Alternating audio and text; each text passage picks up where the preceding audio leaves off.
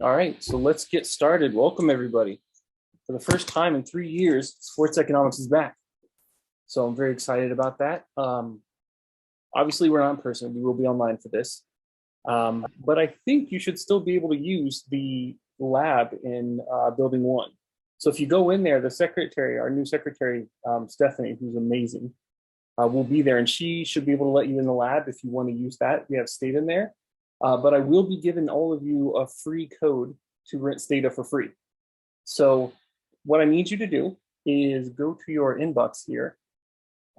Here's my inbox. Go to the inbox, send me a message, and tell me you're in this class and you need a code.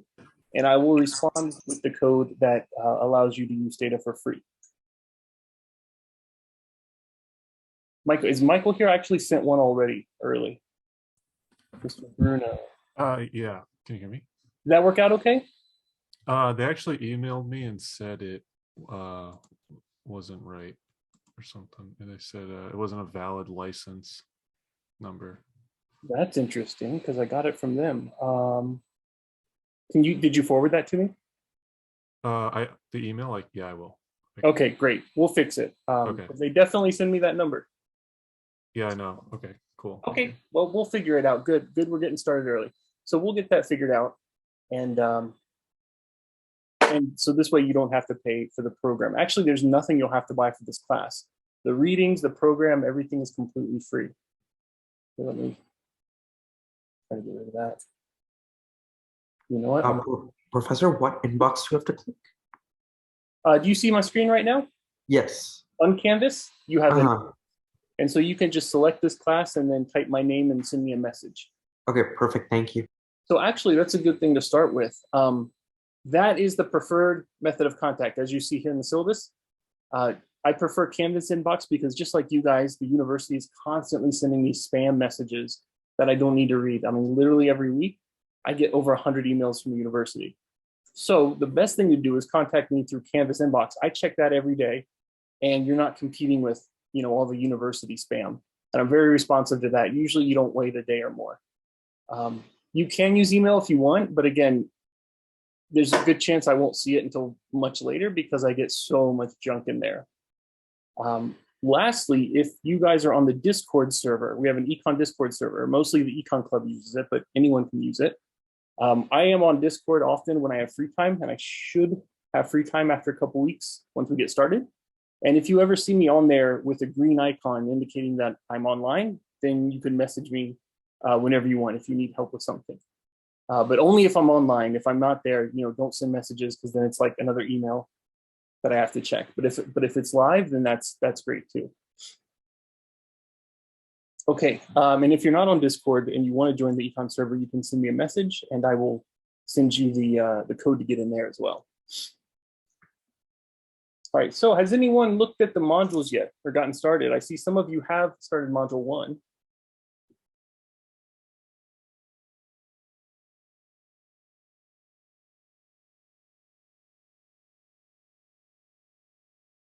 Nobody?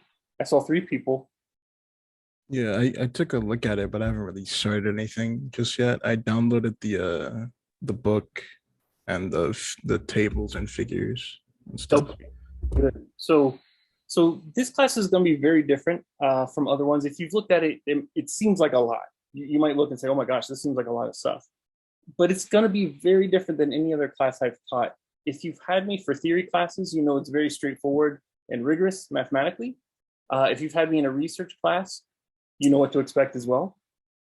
This is a lot freer, I would say. So I don't want to say there's a lower bar, but most people tend to get A's in this class because the whole point is just for you to learn the most popular software we use as economists, which is Stata, and you don't learn that in the other classes. So I want to teach you that, and then also give you a lot of fun ideas and sports that you can use to test economic theories. And so by the end of the semester, you and your group will do a very small project. You can come up with it. But if you've had a research class with me before, the bar for this research project is much lower. It could be very, very simple. You just basically come up with an economic idea in sports and see whether or not you can find evidence with data using Stata, but you don't have to do econometrics or anything like that. And I'll be giving you a lot of examples of things you could do that doesn't involve econometrics that would be perfectly acceptable. So actually, let's talk about that real quick. So I'm going to scroll down here to the grading. Half your grade is just showing up. We're just going to do this once a week to discuss the readings. And then the other half is basically your final project, which is not going to be like senior seminar. It'll be smaller. It'll be a very compact little idea. I just want to see that you actually learn Stata and can apply it to anything at all, right? Using sports data. Taylor, no, I would like for you guys to be in groups. I just switched the syllabus in terms of these Stata assignments to say, you see here, I say you may work in groups. 5 seconds ago, that said you must work in groups. I know some of you might be traveling because you're online or might be far away, so I'm not going to force it on you. But for the final projects, I would really like, I might make it mandatory to work in at least groups of 2. But if you really want to go individual and you're doing good on your own, then I'd probably allow it. It's just much easier when you're working in a group to learn this stuff and to complete the project.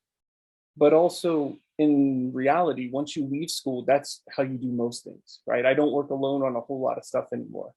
So it's really good to learn to work in groups. And I thought I might not say anything about groups at all because we're online. You know, maybe you don't want to work online, but now I realize, you know, the last 3 years, all my research projects and lawsuits I've worked on have all been online. I haven't seen anyone in person. So maybe that's not a bad skill to develop. So long story short, Taylor, yes, I hope you work in groups, but if you really don't want to, then talk to me. And as long as you're not, you know, as long as you're keeping up, you know, maybe it's okay. All right, so looking at the grading, you know, showing up once a week, we're not going to use the whole class time, probably half of it. And then with the other half, if you like, I could help you with Stata. We could have a question and answer session. I could help you solve some of the problems with coding. I can get you unstuck. And I will have office hours. They will be posted here. It says by appointment. Every week I will update what times I'm available. And then all you have to do is put your name in there. So let me go ahead and click that. I switched it for those of you who have had me in class before. And of course it doesn't work because it's a Cal Poly thing. Okay, so it's not signed in for me. Oh, I'm signed into my other account. Sorry, that's my problem. I can't display it because I'm not signed into Cal Poly. But when you click that and signed into Cal Poly, you'll see an Excel spreadsheet with dates and times, and just put your name when you want to meet me if you want help with Stata or anything. And that's how we'll do that. But Thursdays at this time is when we'll meet, maybe an hour or so, because we're just discussing the papers. I'll just fill you in on the steps you might be missing from the readings, because some of it might be things that you don't understand. But the beauty of the way this class is I'm going to give you a lot of research in sports.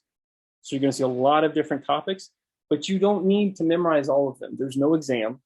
The quizzes are just based on whether or not you read the paper. And it's very low level. You don't need to understand the econometric details of every paper. So don't be concerned with how much there is to read or the state assignments, because you just need to make sure you have it done, and you'll get exposed to a lot of ideas. And at some point you'll have an idea of what you want to do for research.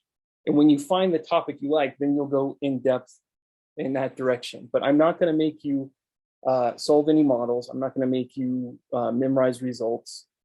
So it'll be a little different probably than the other classes you've taken. And definitely if you've taken classes from me before, it won't be like any of the other ones.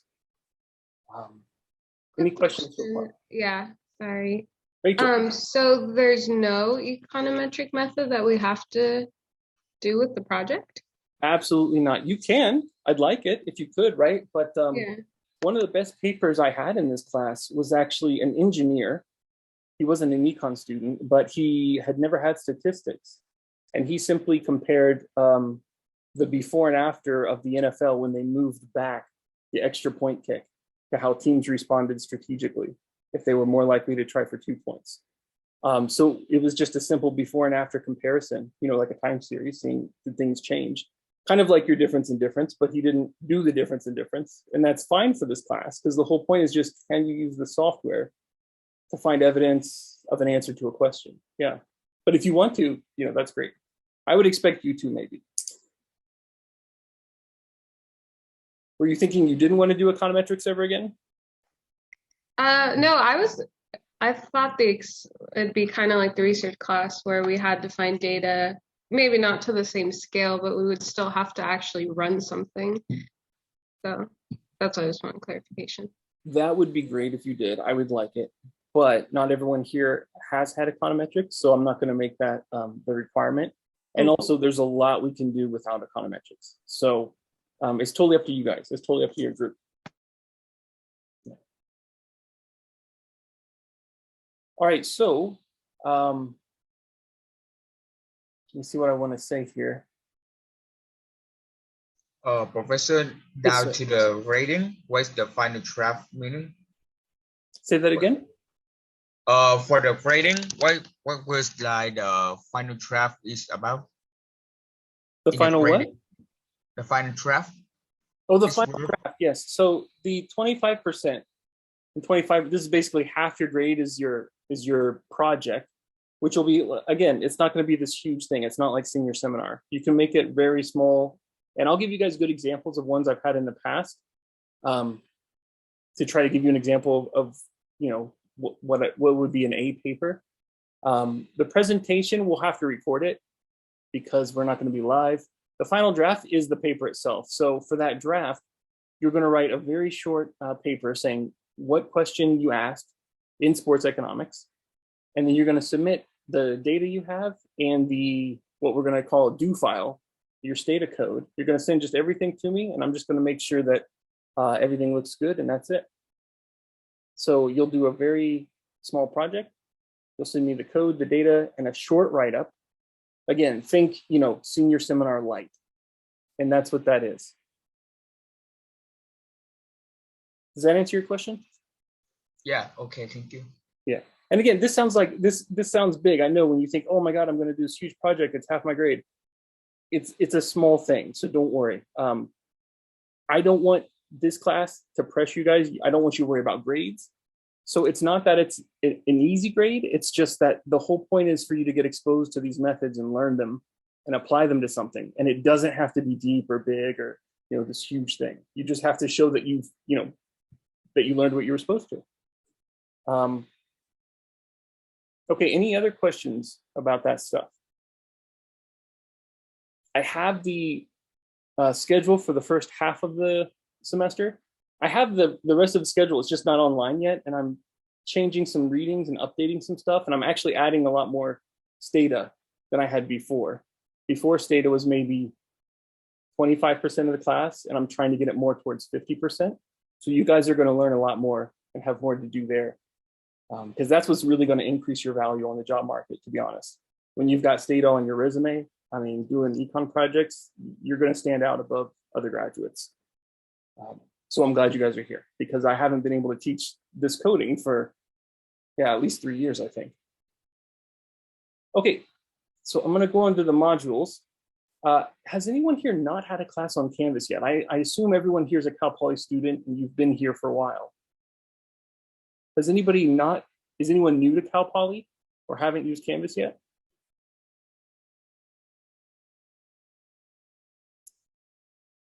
Don't see any responses, so I'm guessing we're all good. Okay, so I won't have to explain that. Tell you what, let me just go into week 1 and then I'll go through the topics as they come up as necessary. So the first week, I'm going to have you introduce yourself. So this is just a form. We're only going to do this once.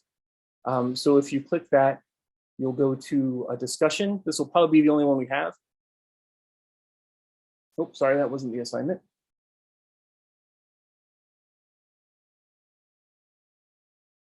The self-introductions, here we go. So the first assignment is just to introduce yourself. So I've done so here. That's me, starting my soccer career. And some other people have as well. So I just want you to introduce yourself, kind of talk about why you're interested in this class, what you want to do, and then respond to some of your classmates. This will be good for you guys to find other classmates that have similar interests, so you can work together in groups on not only on the project, but on every Stata assignment. If you like, you could work up to groups of 3 people. And I would prefer it if you did, because it's going to make this class much more enriching for you. You'll learn way more if you work in groups. And you'll be able to teach yourself stuff that maybe I didn't even show you, because one of you will figure out how to do some new code or some new procedure, and you can share it with each other. So just to give you an idea of how much better that would be, most papers I've written by myself that I've published take between maybe 2 to 7 years. I didn't work on them continuously, right? I have to teach and do other things, but the papers that I've worked on with good co-authors, like the sports one I have in the Journal of Sports Economics, I have with 2 co-authors, so a group of 3. I spent less than a month on that. I spent something like 2 weekends, and that's it. And we were done with the whole thing in a couple months. And I actually did it in the lab in Building 1, where you can use Stata, right? I had all those computers thinking at once for 8 hours. Maybe we'll read that paper, but my point is there's exponential returns to scale if you work in groups. So I can't stress enough that I'd like you to do that. So this is a good place to introduce yourself and see, you know, which one of these people have similar interests to you, and maybe get in a group. Okay, other than that, every week we'll have basically a reading section, the topic we're going to introduce. So you can click this to see what there's to do. You can see the assignments will be below. There's one quiz on the readings, which you can see now, and the self-introductions, and then there will be a Stata section. And so for each one of these, so for example, if I click this first one, it basically tells you the overview of what you'll be doing. So here we're obviously going to introduce sports economics. It tells you what I want you to learn, what's the important things, and then gives you a list of things to do.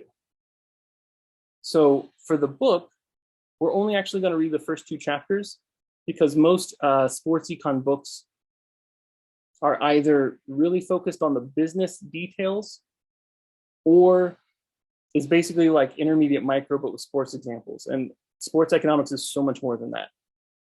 So I don't want to tie this to a book, but the first 2 chapters of this one are really good in terms of maybe getting you to think about the market different than what you do right now. So if you're a fan, even if you're very informed about sports, this will help you look at it from an economist perspective a lot more.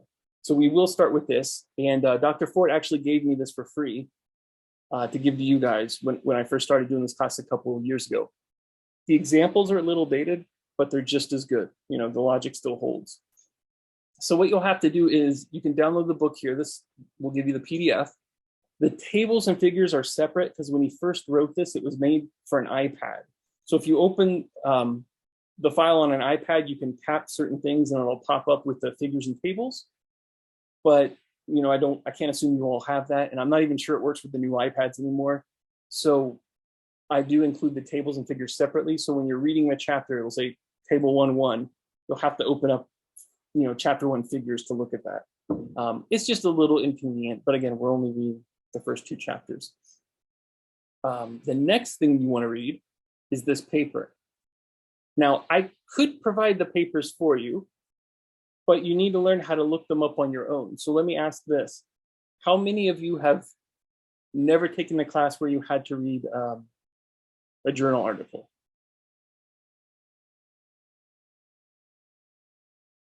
So if you're not responding, that means you've all read journal articles. Is that correct? I never did. Okay, let me scroll down. Who is this? Tian? Yeah. Okay, so I'm glad you said that. Let me show you how you can get this. So this is a citation, right? Con 2000, that's the citation. The title of the article I want you to read is The Sports Business as a Labor Market Laboratory. It's in the Journal of Economic Perspectives. Volume 14, number 3, and these are the pages. Now what you want to do, if I go back home, actually let me go to the modules. If you look here in the modules, the first one is research and support. Okay, so these are all the different resources I want you to see, but when it comes to academic journals, you see here I made a specific section. The first place you should probably go to is Google Scholar. Have you heard of this? I heard of it once. That's it. Okay, so instead of www.google.com, you just write scholar.google.com, Okay. and it returns journal articles. So it's only looking for research. Now, I Okay. personally am trying to de-Google my life, and I hate having you guys use Google, but to be honest, it's the best. Nothing even comes close. So look, all I do here is I put the journal title in there and I search it, and right away you find it. Mhm. Actually, there's usually a link here to get the PDF, and this one works pretty well. Yep. So there you go. Now, you can't always get all of these online. Some of them are freely available. Other ones, if you're on campus and we have a subscription, you can get it. So if you're not getting them at home, the next thing you want to try to do, to come down here, is go to the Cal Poly's library. So let me demonstrate how to do that. If it's not working through Google Scholar and it says, no, you need to subscribe or pay, don't do that. Come to the library, put the link right there for you. And then we'll search for it here. Okay. So this one you can get on Google Scholar, but some of them you can't unless you're on campus. And so if not, you can come search in the library and we should find it here.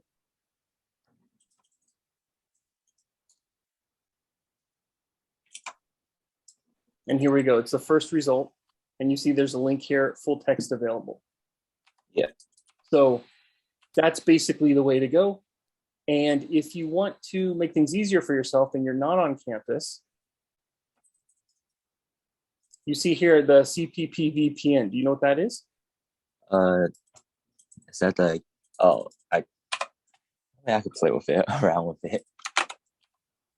So if you install this on your computer, you'll get a little, let's see which one it is. I think it's this one.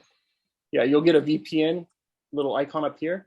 And once you connect to that, it'll pretend like you're on campus. So anything you can access through Cal Poly's campus, now you can get it at home because it thinks you're on campus. It sends all your internet traffic to campus and then to the website. Okay. But, you know, be careful because that means Cal Poly's recording everything you're doing. So make sure when you're done, you know, when you go to do your dark web activities, whatever it is you want to do. Okay. So those are the ways to do that. If you guys notice, I've also put 3 specific journal websites up here. These are the big one in sports. So when you start thinking about your topic, you want to branch out from what I'm showing you. And, you know, maybe there's a particular sport you want to look up, you know, other papers in, other than what we talk about. This is the top one, the Journal of Sports Economics. Basically, this is number 2, the International Journal of Sport Finance. Both of these are the official journals of the North Atlantic Association of Sports Economists. That's my group. It's the biggest sports econ group in the world. So these are our 2. And then there's also the Quantitative Journal of Sports Analytics. If you like statistics more, this one's a really good one too. It's not as high level as JSports Econ, but it's still really good. So if you want to, you know, explore things on your own or look for particular topics that I'm not covering, these are the 3 I would send you to. There's also a lot of support of undergraduate research. Again, this research project, I don't want to make it seem intimidating. It is going to be very small. Don't worry about it. But if you do want help and you want to make it bigger, the Office of Undergraduate Research is there to help you. And also they give some kind of grants for research, and they give awards sometimes. So if you're still going to be here next year, you might want to look into that because you could present your research, you know, at a conference here on campus. Okay, any questions about finding your readings? Because every week in those modules, I'm going to just list the paper title and the author, and then you got to find it yourself. Probably most of them just on Google Scholar though. Any questions about that?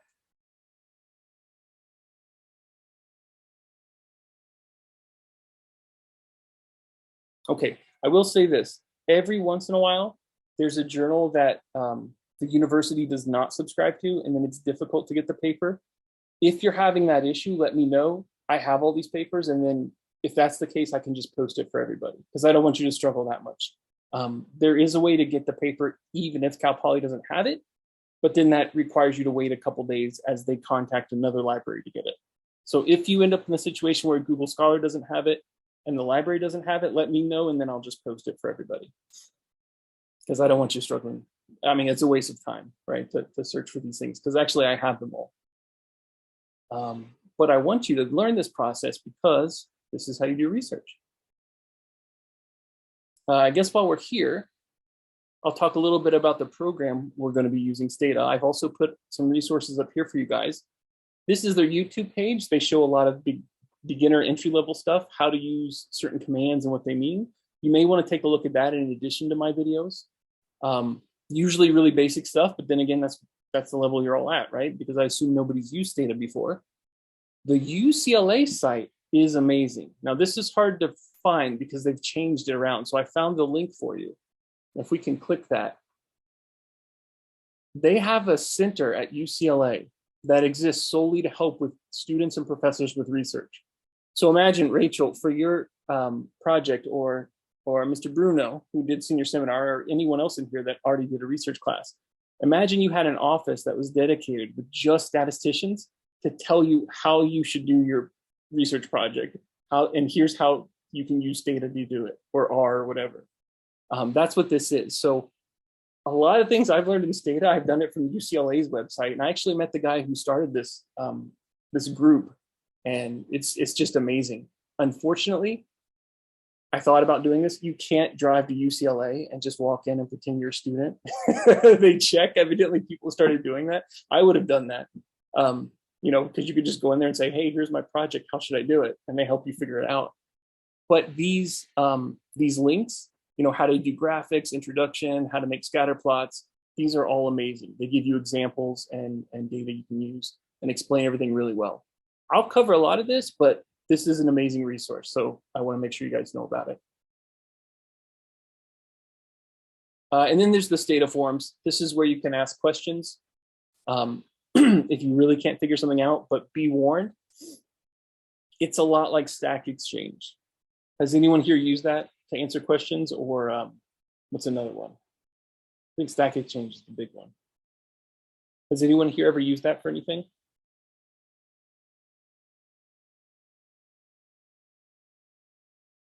Tiana, are you talking? Because you're muted, but I see you outlined in green. No, I'm not talking. Oh, for some reason you're still outlined. So you're telling me nobody in here has ever used Stack Exchange? I don't believe you.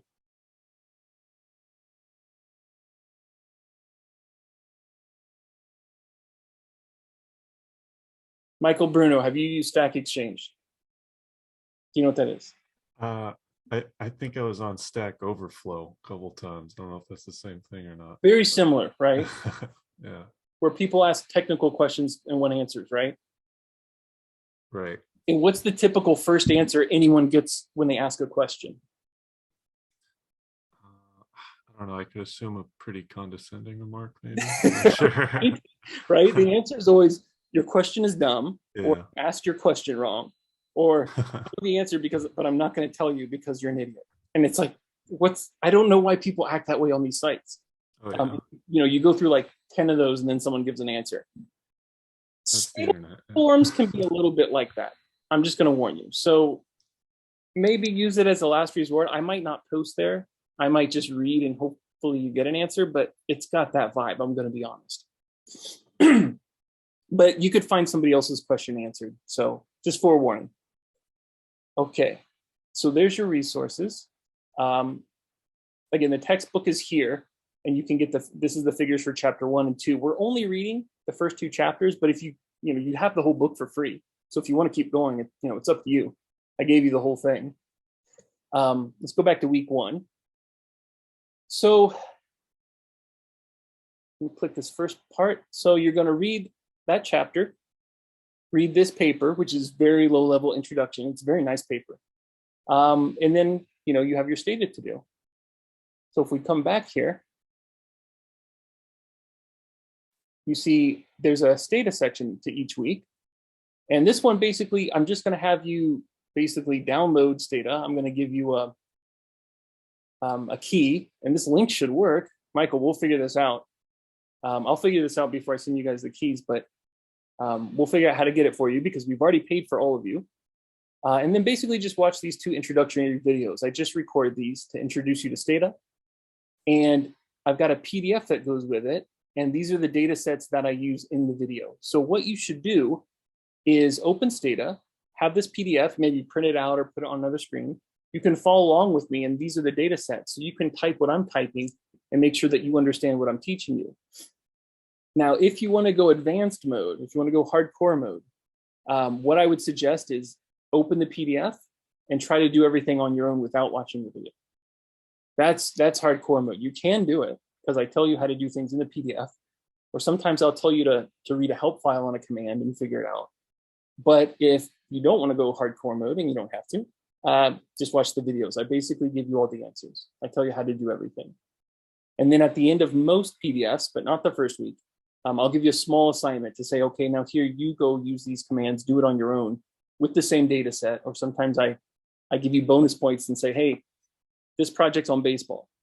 So do these commands on this data I give you. And then for extra credit, if you want, if baseball's not your thing, go get the data for another league. It's all freely available online. Do this thing again for some other league, and then I'll give you bonus points. So, you know, I really want to encourage you to do the things you're interested in. So I'll give you extra credit for that if you want. And, you know, that'll help you build up your skills and, you know, play around with the data for the things that you actually want to do your project on, so that eventually, you know, you could get started on your project early. And then I have a lot of optional things. I'm going to start adding more of these because, I mean, I'm going to throw a lot of topics at you. We're going to look at some industrial organization topics. We're going to look at some labor topics, labor economics, maybe some game theory, maybe some behavioral. I mean, sports is really deep. We're just, you know, grazing the surface in this class.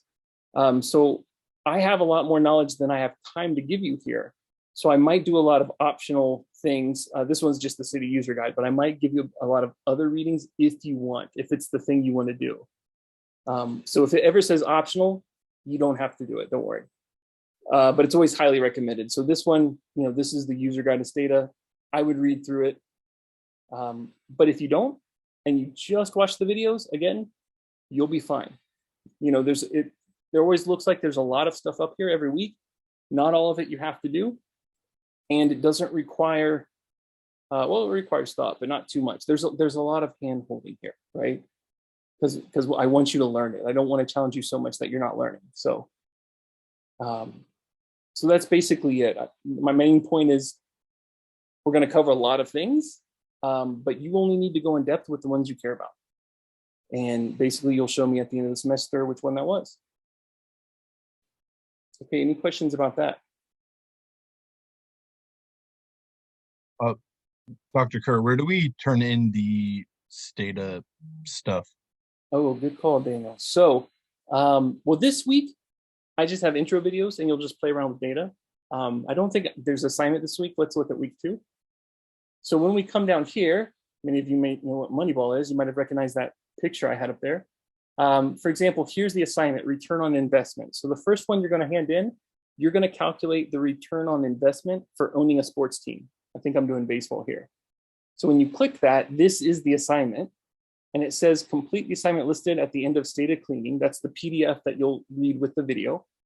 And I link the data again here if you want. It's the S&P 500, the Consumer Price Index, and the value of Major League Baseball teams.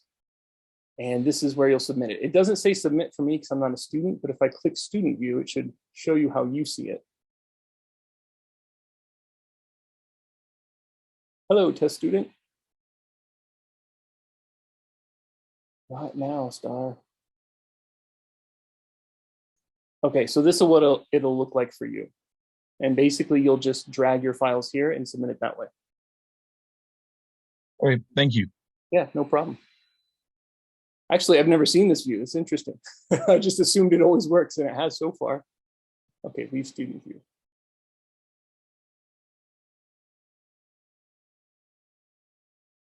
Okay, any other questions? I'll go back to modules.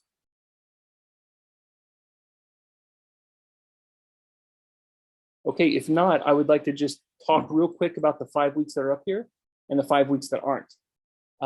You can get started right now and go as far as you want. You don't have to stay within week 1. I'm designing this to be at your own pace, so everything is up there. The first quiz is already posted. So again, if you want to go hardcore mode, you read everything first and then take the quiz. And if you want to go super hardcore mode, you know, when I teach this in person, you have 15 minutes. So maybe make yourself answer it in 15 minutes. But if you don't, again, if you want to, you know, if you just want to get what you came to get and, you know, maybe you're working full time or something, I would say read the quiz before you read the papers. That way, you know, okay, these are the only main ideas I need to get out of here. And actually, this is what we're going to discuss in class next week. So right here, you know, these are the 3 questions for the quiz, which you could do right now if you've read the papers. And number 1, you know, the PaperCon 2000 that you're going to find on Google Scholar uses the existence of rival sports leagues to find evidence of monopsony power, not monopoly, monopsony, in the American sports leagues, explained as logic. Like, you know, basically how did, you know, you don't got to give me the details. He did this test, he did these stats. Just what's the logic? Why was he able to show that? 2, should free agency change the allocation of players across team? Will this affect competitive balance? Once you read the chapter 1 and probably Con 2, I think they both talk about it. This is a very easy answer, right? Number 3, this is from the chapter, why are fans skeptical of owners' claims of poverty? So the team owners always say, oh, I can't afford it, I can't afford it. Why are the fans not believing it, right? Very low level stuff, but if you read the chapter, you could answer it off the top of your head. So, you know, a quick, efficient thing to do is read the quiz first, then go to the papers, because as we move along, this week is pretty easy, but some of them, the methods are probably a bit high level, but you don't need to understand it. You just need to get the main point. Because there's always a lower level way to do what they do in the papers that you could reproduce yourself.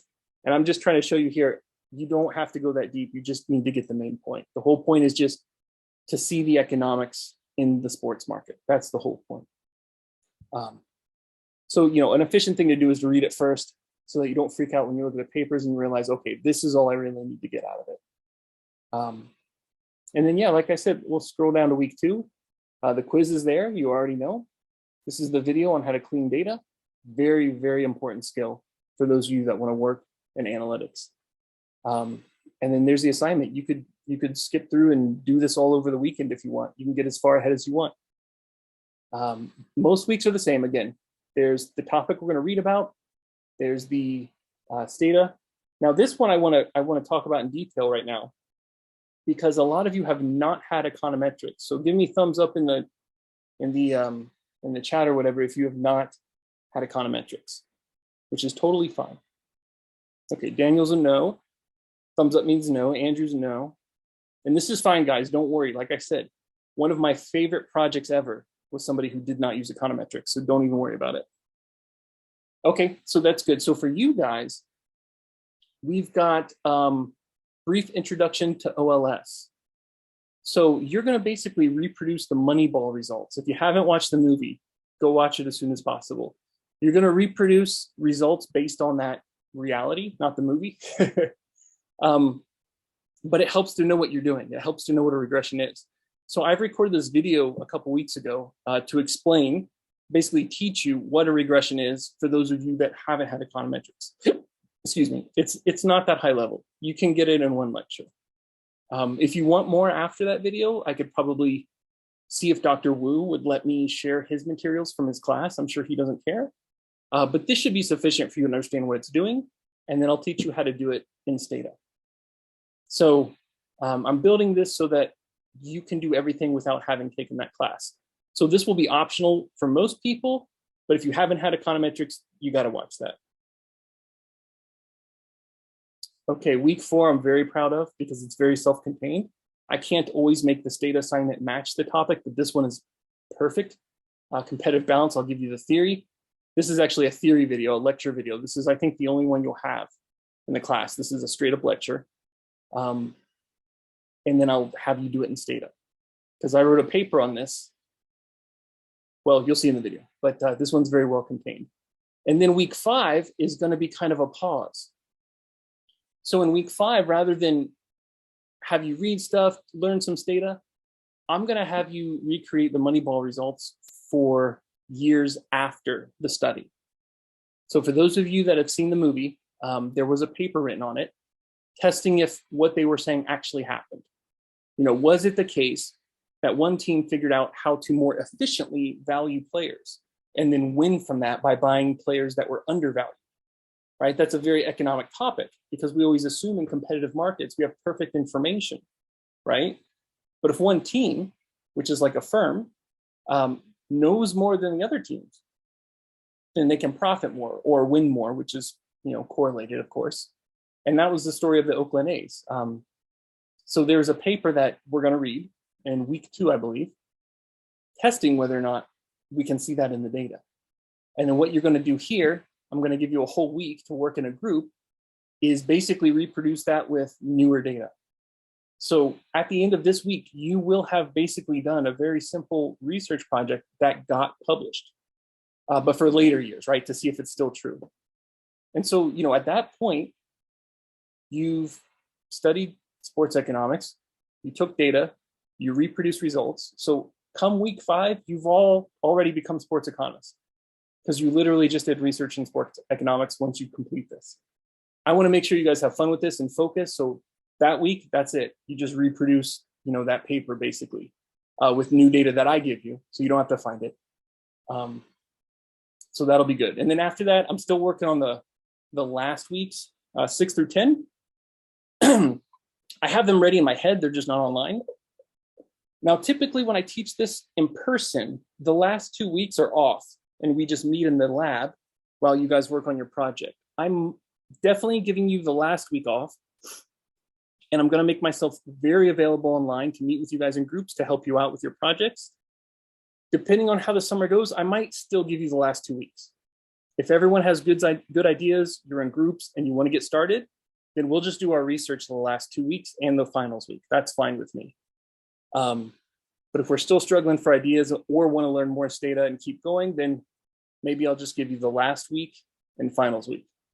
So I'll leave it flexible. It's up to you guys. Because again, the whole point of this class is just to get you to be better economists, right? Learn the tools we use, have some fun, because sports economics is a ton of fun. You know, the data is so easy to get. There's so many questions out there. You can take it in so many directions. Like I said, you can do labor, industrial organization, behavioral. There's just so much you can do with it, game theory. So I just really want you guys to find, you know, your niche, what you like, and run with it. So I'll leave the inflexible and up to you. We'll check in after this and see what you guys want to do. So any questions about that? Because that's basically it.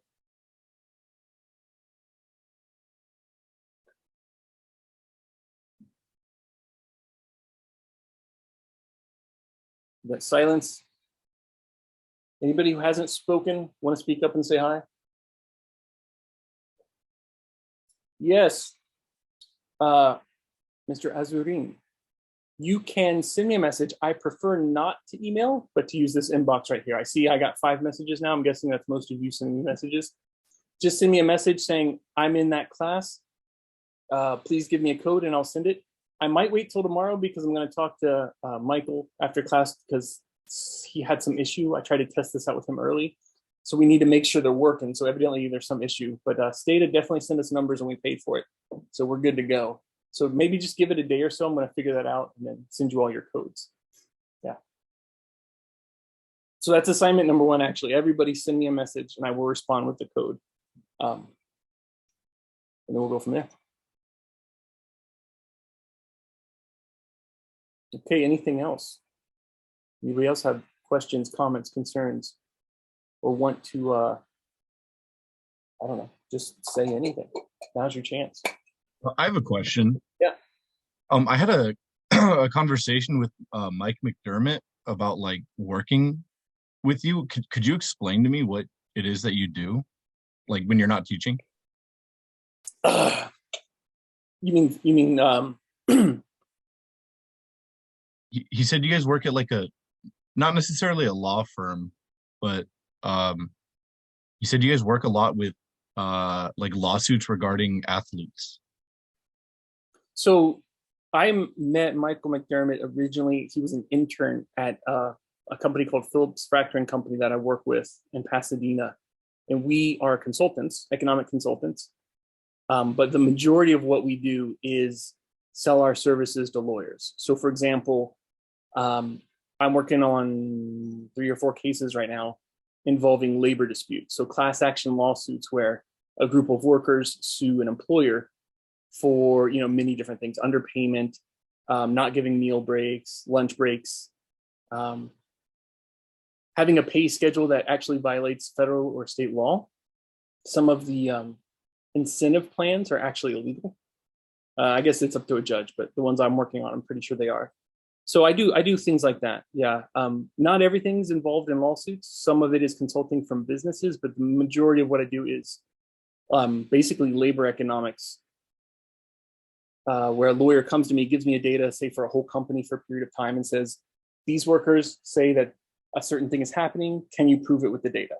And I use data to do this. Yeah. Was that your question? I guess. Yeah. I think you got it. Yeah. And so that's an important thing to bring up. So when you're doing the data cleaning assignment and the other state assignments I'm going to give you, where it's a lot of just data work, you might be thinking, man, I'm spending most of my time just getting the data ready. And then in the last 5%, I actually do the analysis. You might get that feeling, but guess what? That's reality. The vast majority of your time as an economist is probably spent getting the data to look the way it should, finding errors in the data, realizing, hey, I can't use these observations. These don't make sense. Something went wrong here. There's an error. I got to fix the error. Or if I can't, I got to throw out this data. And if I throw out, these 5 years of data, does that bias my results? Do I have to do something to correct for that? This is actually what I spend 90% of my time doing, is basically like data science work, cleaning data, organizing it, merging different data sets together. The analysis is, in the final 5 to 10% of my time. So that's why I'm going to give you guys a lot of that, because that's what you'll end up doing. And that's what companies need. One, you need to not just have economic knowledge and statistical knowledge to apply it. You also have to have what they're calling now data science knowledge, how data is stored. You need to be aware of the many ways that there could be errors in the data. If you don't look at it, and you just run your code and you do your estimates, you'll get very biased results and confidently say the wrong answer. You don't want that, trust me. So yeah, I'm bringing a lot of that into this class. You might not know it. There's no lawsuits, right, in the class I have here, but you'll be learning those skills, which is very valuable. But I have not worked on one for sports yet. I got contacted for one lawsuit, but I didn't do it because it wasn't my specialty. I don't know how much I'm allowed to say about it, to be honest with you. I think but I declined it because it wasn't my specialty, and the other side had hired really high paid economists. So, it's kind of like one of those lessons from the book of Bushido. You don't step into any fight you can't win. So I haven't worked on that yet. Sorry, that was a very long answer. No, that was really interesting, actually. I mean, if you work in Pasadena, I think I have a decent idea of what case you might be talking about, if it's regards to an athlete, but. No, it's not an athlete in Pasadena. So the firm is just located in Pasadena. The case is global. I'll just say that. Oh, okay. Yeah, it's way bigger than that. Awesome, thank you. Yeah. Anybody else want to chime in? It's good to hear voices instead of talking at it, blank screen, but it's up to you. All right, so if that's it, I will just ask Sir Michael Bruno to stay around so we can hopefully figure this out together. But the rest of you, make sure to send me a Canvas message. I got 9, looks like half of you. And I'll get you that code as soon as possible. If you have any issues in the meantime, reach out to me. Again, Canvas is the best way. If you're on Discord and you see me there, feel free there as well. But other than that, get started on week 1 here. And yeah, the next deadline is June 8th for the quiz. And then we'll meet here next Thursday and just discuss the readings. And then if you want to stick around later and ask data questions, that's up to you. And if you want more help, go to the home page. And this should link to a Cal Poly, on our OneDrive or whatever it's called. It should be a spreadsheet there. You can put your name up. And I'm going to check that after class to make sure it's working. Looks like I'm signed into my other firm's account right now. But that's it for now. Otherwise, I'll see you guys next week.